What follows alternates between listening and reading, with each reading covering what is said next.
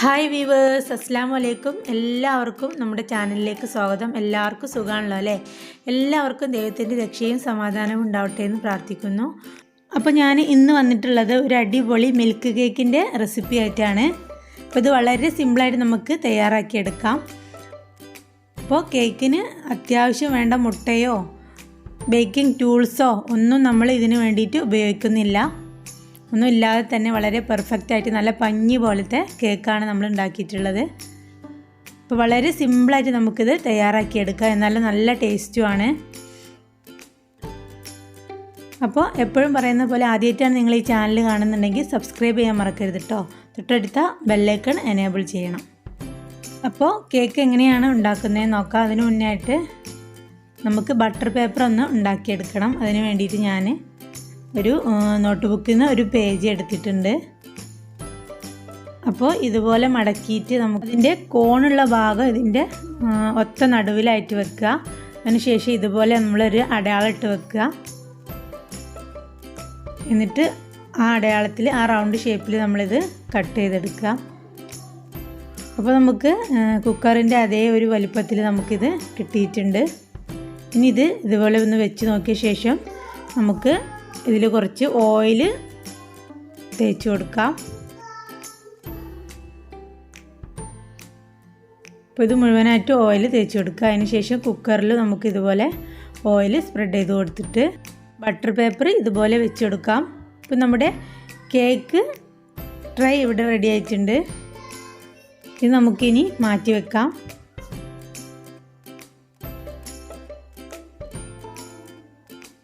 ഇനി നമുക്ക് ഒരു 3 ടേബിൾ സ്പൂൺ ഓയിലാണ് ഞാൻ എടുത്തിട്ടുള്ളത്. ഇതിലേക്കൊരു 1/4 കപ്പ് മിൽക്ക് മെയ്ഡ് ചേർത്ത് കൊടുത്തിട്ടുണ്ട്. ഇപ്പോൾ മിൽക്ക് മെയ്ഡ് ഇല്ലയെന്നുണ്ടെങ്കിൽ നിങ്ങൾ കുറച്ച് പാൽപ്പൊടി ചേർത്ത് കൊടുത്താൽ മതി. ഒരു 1/4 കപ്പ് പാൽപ്പൊടി ചേർത്ത് കൊടുത്താൽ മതി. ഇതും ചേർത്ത് കൊടുത്തിട്ട് നന്നായിട്ട് മിക്സ് ചെയ്ത് കൊടുക്കുക.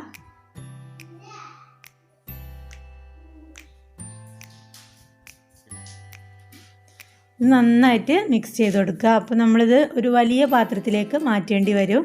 കാരണം നമ്മൾ ഇനി ഡ്രൈ ഇൻഗ്രീഡിയൻസ് ഒക്കെ ചേർത്ത് കൊടുക്കുമ്പോൾ വലിയ പാത്രമാകും നല്ലത്. അപ്പോൾ ഞാനൊരു വലിയ പാത്രത്തിലേക്ക് മാറ്റി കൊടുത്തിട്ടുണ്ട്. ഇനി ഇത് നന്നായിട്ട് നമുക്ക് മിക്സ് ചെയ്ത് കൊടുക്കാം. ഇനി നമുക്കിതിലേക്കൊരു 1/4 കപ്പ് പൊടിച്ച പഞ്ചസാരയാണ് വേണ്ടത്. ഇത് കുറേശ്ശെയായിട്ട് ചേർത്ത് കൊടുത്തിട്ട് നന്നായിട്ട് മിക്സ് ചെയ്ത് കൊടുക്കാം.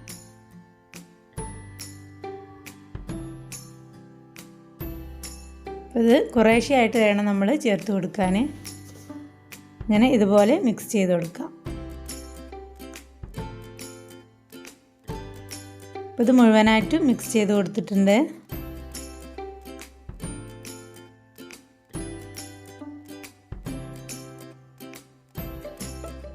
ഇനി നമുക്ക് ഡ്രൈ ഇൻഗ്രീഡിയൻസ് ഇതിലേക്ക് ചേർത്ത് കൊടുക്കാം. ഞാനിപ്പോൾ 1 കപ്പ് മൈദയാണ് എടുത്തിട്ടുള്ളത്.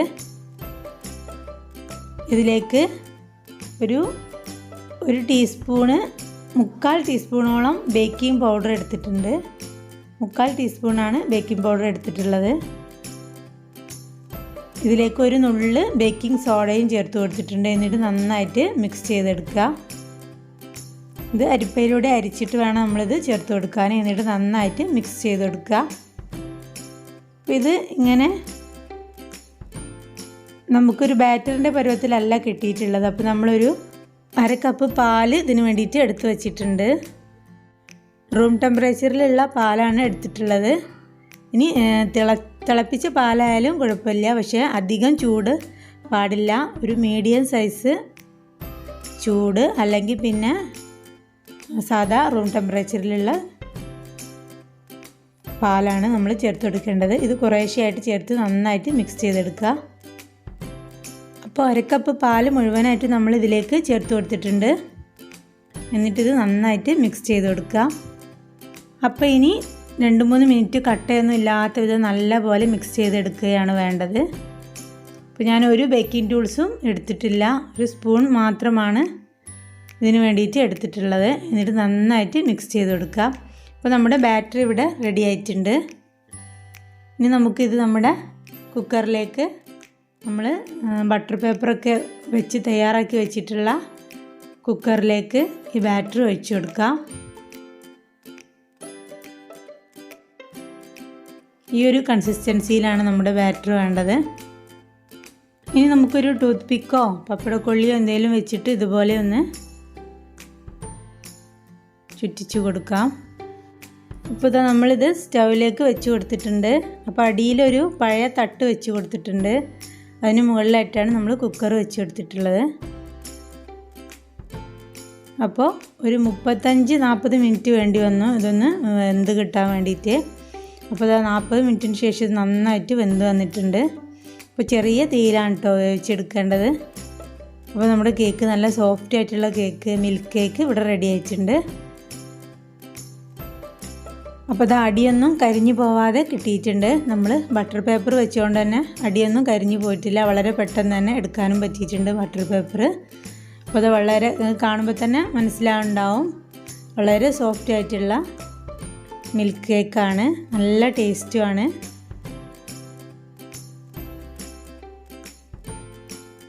അപ്പോൾ ആദ്യമായിട്ടാണ് നിങ്ങൾ ഈ ചാനൽ കാണുന്നുണ്ടെങ്കിൽ സബ്സ്ക്രൈബ് ചെയ്യാനും തൊട്ടടുത്ത ബെല്ലൈക്കൺ എനേബിൾ ചെയ്യാനും മറക്കരുത് കേട്ടോ.